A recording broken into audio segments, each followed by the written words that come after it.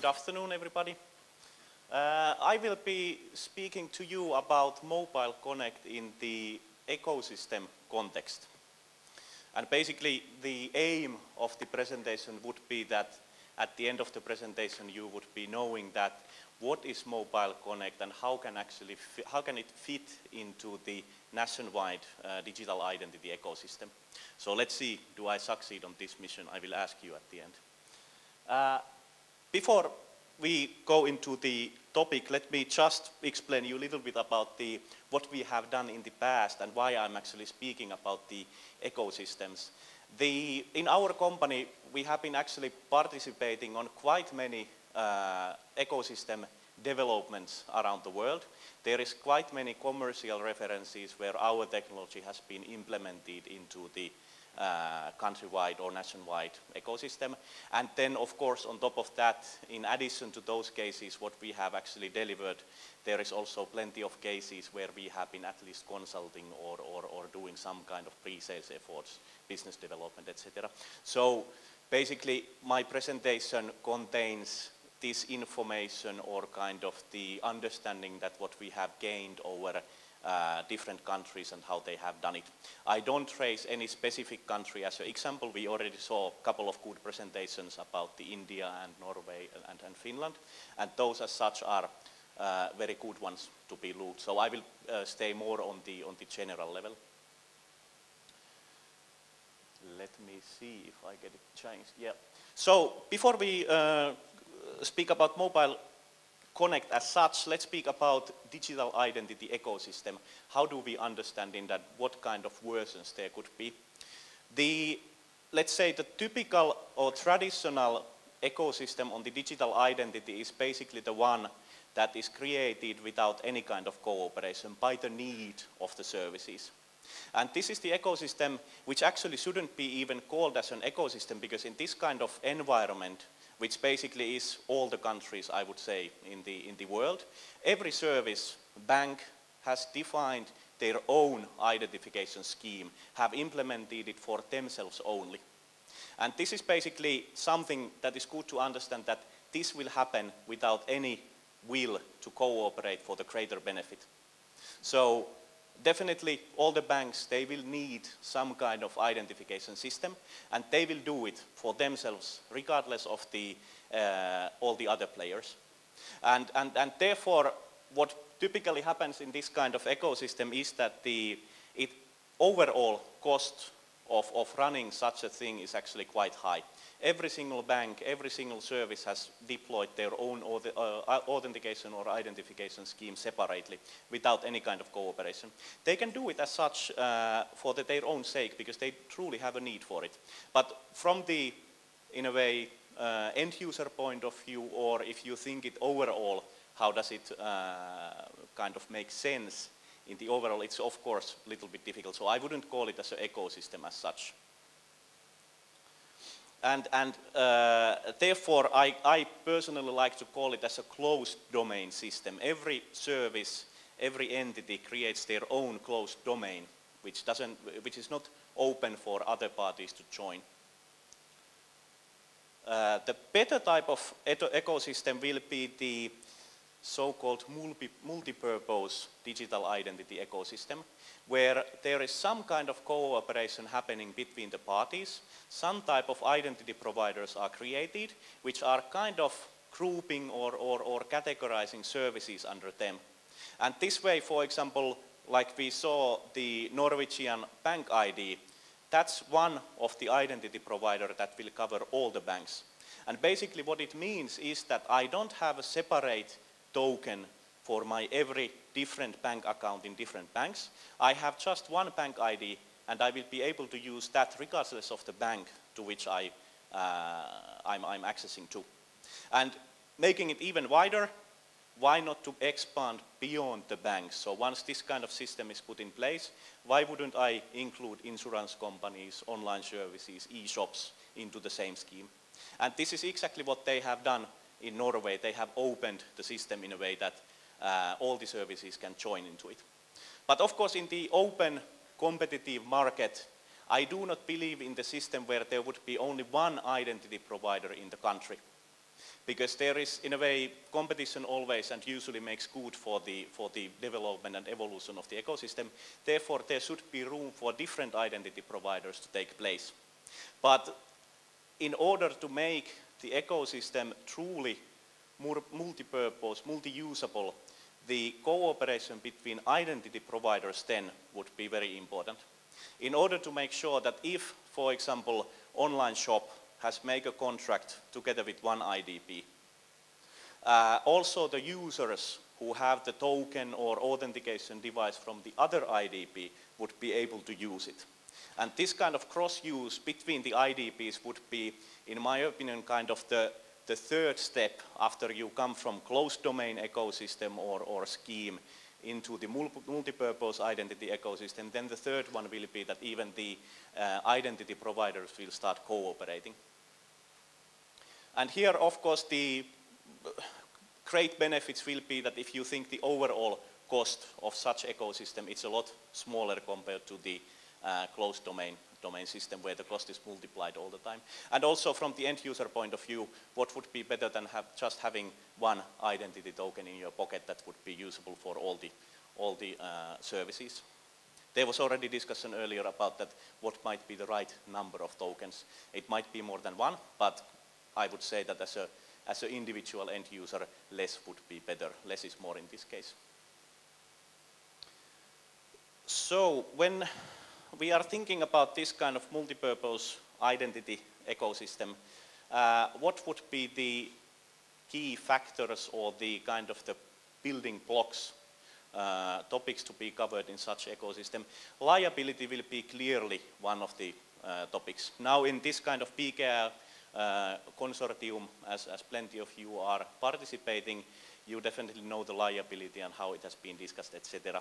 And that's something where, when building the nationwide, countrywide ecosystem, liability should be really discussed all together and decided that how actually it needs to be shared or taken, who will carry the liability.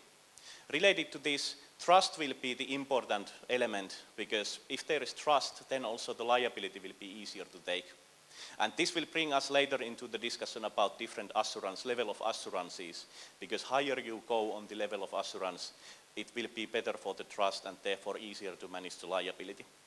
But this classical dilemma about security versus user experience shouldn't be sacrificed. So the technology should make it possible in a way that you can be in the high trust level in order to manage the liability, but in the manner that user experience is taken care of. And good example of these user experience difficulties is, for example, in the classical traditional eID cards, which certainly are secure. They are definitely certified, they are trusted, etc. But the problem is that how do I use with my iPad this kind of eID card? It's quite cumbersome, I would say. Then now thinking a little bit also about the trends, where is this identification going? Traditionally, we all, of course, all started to speak about authentication. That was the first use case. Then in addition to that came the digital signature. We have heard lots of stories about the signing the documents, dematerializing kind of the normal paper workflows that we used to have in the past. The next step would be going to the data sharing or data validation part. So in those presentations from India, from Finland and from Norway, we heard about concept of my data. We heard about concept of the age verification, etc. So those are the use cases that the data sharing will be enabling, and it's something that should be covered also in the proper ecosystem that is built for the digital identity purposes. So before going further in the Mobile Connect and that ecosystem discussion, let's remind ourselves about this concept of level of assurance. What does it mean? And we already have seen in the presentation discussion about level 2, level 3, level 4, etc. And what does it actually mean? If we want to summarize or simplify it in a nutshell, we can say that the Level of assurance 2 is typically one-factor authentication. Level of assurance 3 is two-factor authentication. And then the level 4 will be bringing the third factor into it, which is basically the reputation. I would call it like that. There is somebody, external party, like certification authority, who will be guaranteeing that yes, this identity really belongs to somebody, known person. But it's not only about authentication or technology itself, because we need to remember that even though you would have the most ever secure token as such, let's say eID card, definitely technically speaking very secure token, if those will be given on the marketplace next door, that makes very bad for the level of assurance. And therefore the concept of level of assurance includes also enrollment, the registration processes, renewal processes, etc., that are related to the token, not the technology, authentication technology itself. And one important element here as well to remember is that at the end it will be the need, the use case that will be defining the required level of security. So going always to the highest level of security is kind of a good starting point in a way, that because it allows all type of use cases. But it might be that in some cases it's actually better to start from a little bit lower in order to enable something. And that's basically a lot of the discussion that every, let's say, country or domain or ecosystem has to have by themselves, that which kind of approach do they take when they are defining their system and the scheme in general. So if we summarize this introduction into the topic, traditionally most, or I would say even all of the ecosystem have been closed domain systems. That's basically what has created in every single country where there is internet or online banking. At the moment, discussion is going more and more towards multi-purpose or multi-usable identity ecosystems. We have seen this discussion happening in many countries. There is lots of people traveling, organizing this kind of events where the countries, different countries are hearing that how did other countries actually go to that direction. So definitely the trend will be that there will be a movement from the closed domain systems, closed domain ecosystems into the more open ones. And of course the driving forces there will be related a big time to the dematerialization, because that's basically what is happening everywhere in the society. And related to that, the sharing the cost and making those services available in dematerialized manner for all the citizens or consumers. So then going to the actual topic of the presentation, Mobile Connect. Now probably in the beginning we could remember that how on the concept wise do these different acronyms or terms actually fit together. So if we speak about digital identity, let's say that digital identity is the umbrella, it's the highest, let's say, nominator, common nominator. Under that you have different type of digital identity. One of them is mobile identity. You must have heard the word mobile identity used here and there. That basically means digital identity in the mobile environment. Now the way to define mobile or implement mobile identity, there is plenty of ways how you can do it. And what the mobile operators together in their association, GSMA association, what they have done is that they have defined a set of rules and recommendations and guidelines which they call as a Mobile Connect. And this basically is the idea of the Mobile Connect, that it's kind of a scheme defined by the mobile network operators together to address the need of the digital identity in mobile manner. And basically the promise of the mobile identity is a very nice one, because it's basically in a single token mobile device offering you the simple access to all the services. So it's fully in line what we discussed earlier about the advanced digital identity ecosystem, where basically I would be able to access to all the services using my single identity, my single digital identity. So in that sense the promise is very, very nice one, and it's kind of the fully in line with all what we discussed earlier.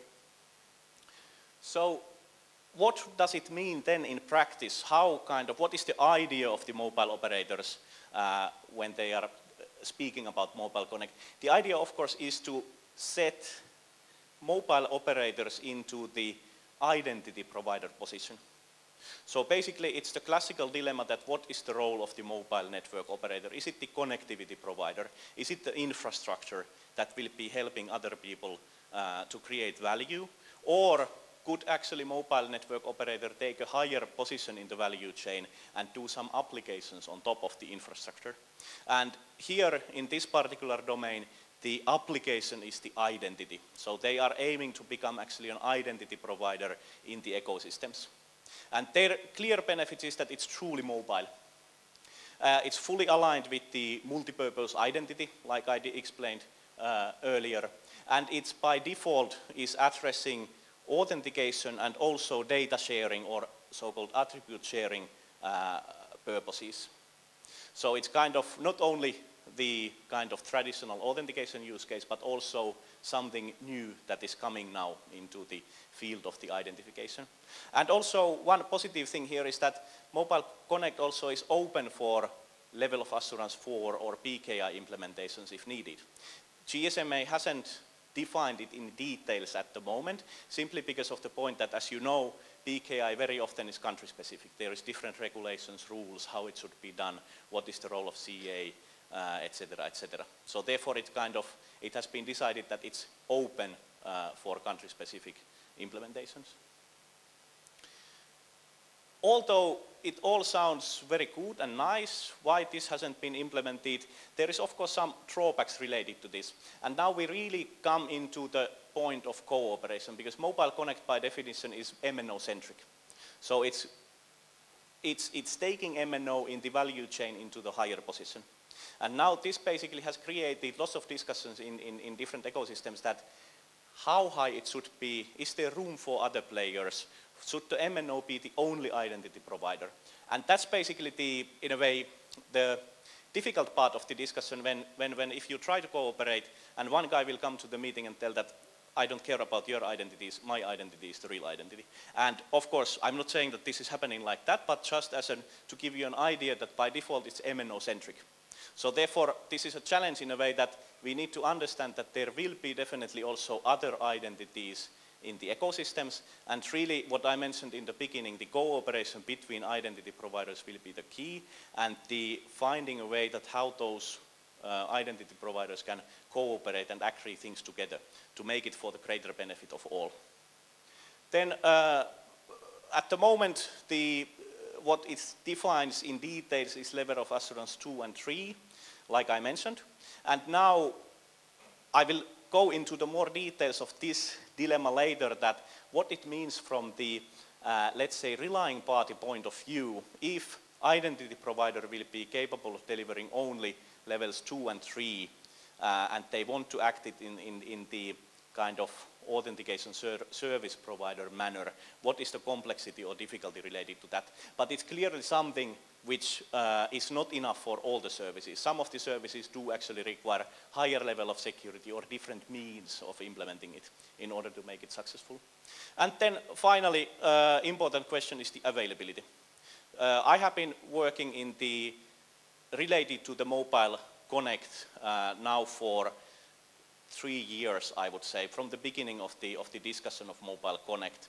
And there has been plenty of trials and pilots and some soft launches and some simple services implemented, but really in the big manner, if we, for example, see the mobile identity as implemented in Norway, where 80% of the population is using it, this hasn't yet delivered. So basically, MNOs have had some difficulties to decide that are they ready to take a role? Do they really do it together as all MNOs together, or how it will be done? Because one element here is that if you think it, for example, from the bank or government point of view, government or bank as a service. If I'm, as a government, thinking that how do I solve my identification needs for all of my citizens, I like to discuss with MNO, because basically every one of us, we do have a mobile subscription. But then when I start discussing with one MNO, who is saying that, yes, I will be very happy to cooperate together with you. My question is that, yeah, but can I also address the other MNO because they have half of the customers? It might be that this other half of the customers, so the other MNO is saying that, no, I'm not willing to cooperate because I'm not ready to do this. And this will be basically killing the whole idea of Mobile Connect if you are not able to kind of cover all the users, because that was part of the promise that it will be available for all services, all consumers. So these are the topics which kind of have been impacting into the availability of the service, and that's the area where mobile network operators still have some work to be done in order to deliver this great promise, what I mentioned earlier about Mobile Connect. So then thinking about this kind of multi-purpose identity ecosystem from level of assurance 4 point of view, how actually level of assurance 4 technologies could help in defining a proper functional multi-purpose ecosystem. We could start thinking about this and the relevant points here from the roles point of view. So basically we do have some kind of service which in other words could be called as a relying party in the ecosystem. That's the entity who needs user to be authenticated or data to be shared or whatever would be the use case. The question is that, does this service need to trust on the identity provider or not? So basically the question is that, which question I'm asking from the identity provider? Do I ask identity provider to authenticate the user for me, meaning that their answer to me is that yes, user is authenticated? Or do I ask identity provider to provide me identification data so that I can do the decision by myself about whether the user is identified or not? And that's the big principal question in a way, that what roles in the ecosystem can be established. And if we think that in the proper identity ecosystems there would be many channels, many go-to markets to the services, to the field. That basically requires so-called authentication service provider, kind of reseller of the identity. In the Norwegian presentation we saw that one slide about the partner companies who are key in selling bank ID to the services. Basically that's the role of authentication service provider. It's not their identity, but they are reselling the identity provided by somebody else. And now if we are in the ecosystem where basically the level 3 or 2 is used, where relying party cannot validate the transaction, so they have to trust into the identity provider, what identity provider is saying. Yes, I authenticated the user and it's okay. It's very difficult for authentication service provider to enter into this kind of market because they basically do not create any value. They just are additional kind of additional element in between of the trust chain. So not only that merchants should be able to trust on the identity provider, they should be able to trust on the authentication service provider who cannot at all know whether the authentication was successful or not. So it's kind of a chain of a trust which will be difficult. So what will level 4 actually bring here in this kind of situation is that, because it will be, when implemented based on the PKI, it will provide revalidation capability of the transaction for anybody in the ecosystem. So therefore, if the identity provider, let's say a CA in this case, has issued a certificate, has created the identity, during the transaction, if there will be a digital signature that will be created, this digital signature can be provided to all the services, and if they need to validate, if they want to validate it, they can actually do it. And therefore this is very good for the creation of different roles in the ecosystems, authentication service or signing service providers, who can basically be just the routers or proxy servers in between, who are proxying the identification messages in the ecosystem. This way, it's in a way that the same technology, the same authentication result, the digital signature that will be received from the end user will be able to be provided to the service, and they can validate if they need. And that's, for example, typical in the Norwegian case, where actually banks, online shops, e-commerce sites, they all use the same system, because it might be that some online shop doesn't care at all whether the digital signature is validated or not. They just want to hear that user was authenticated. But the bank do have completely different needs. They must know how did it actually go. And that makes the difference.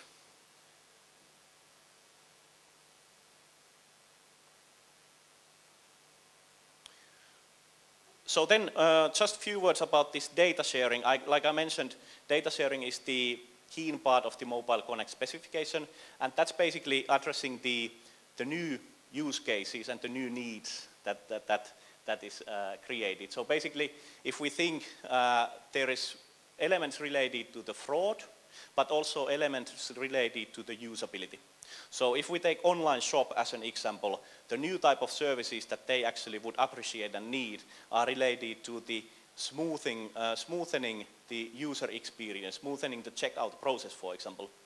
As soon as they will be able to close the deal, it's more likely that user actually will not abandon during the process. So therefore, all kind of data sharing in order to allow form filling automatically will be very good for online shops. On the fraud detection side, for example, big scam at the moment or for a couple of years that has happened in the banking world is related to the SIM swap.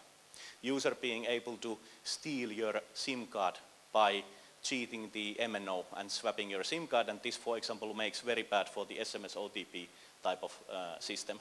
Here, any type of additional attribute data that, for example, MNO would be able to provide to the bank in order to improve or enrich their risk engine, their risk calculation would be very good. Because if bank would know that in case of transaction, what just happened, online transaction, what just happened was that the user actually swapped his SIM card, it would be kind of information that bank would appreciate, and they would be able to define the risk criteria in their risk engine, saying that this might be fraudulent transaction and act accordingly. And also related to the other type of services like age verification, address matching, those would become available by having the data sharing in place. And this is the kind of built-in part of the Mobile Connect. They have defined certain services related to the attribute sharing. So then, how would we fit this Mobile Connect into the multipurpose digital identity ecosystem? What would be the right kind of angle to think about it? So to avoid the problem what I mentioned earlier, that it might be that these identity providers start actually competing against each other, which is not called cooperation, it's called competition. So one way how it could be looked is that let's, in a way, give the right segment for the right players. If MNOs would like to deploy Mobile Connect based on the level 2 and level 3 authenticators, let them play that role and find those services for those requirements, what they can provide or cover. And because that at the end, what it will be is the kind of additional channel to the market. And if, let's say that, for example, if banks would be defining identity for themselves to cover all the banks at the same time together, it really requires efforts from the banks to define kind of a business unit or organization who will be starting to sell this identification to the other type of services. In Norway that has happened because they have created a organization, Bank ID, which nowadays has a business objective to actually enlarge it, go to the other services. But it may be the case that in some countries this is not going to happen in the same way. So basically, in order to take the full benefit out of the multipurpose identity scheme that is created, it's good to find somebody who actually has interest to go towards that kind of direction. And MNOs could really play a role here as a kind of a new channel towards the services to provide identification. And now, why, if this is the case, if we accept that it could actually happen in this manner, then the question is that why they should be limited in their own identity? Why wouldn't those identities be actually linked together in a way that also this level 4 identification, which I will show here, could be actually resold by the MNOs through the Mobile Connect interface. So meaning that if the identity level 4 has been issued and delivered by the other entity, it could be routed to the MNOs, and MNOs could be acting through Mobile Connect as a channel also for that one. And this would be exactly implementing the idea what I mentioned in the beginning, that identity providers would be allowing to use identities between themselves, so cross-use of the identities. Meaning that if there will be a service who at the end would like to have level 4 identity be used, and it happens to be integrated and connected into the MNO systems, Mobile Connect interface, why do they have to separately connect into the other interface which can provide level 4? Why they cannot just get the same service through the already existing integration in Mobile Connect? Technically speaking, this is of course possible to implement. It's only the question that is there will to define it in this manner. And if it would be done in this manner, it would be really great for the sellability of the service and kind of truly implementing this multi-purpose identity ecosystem.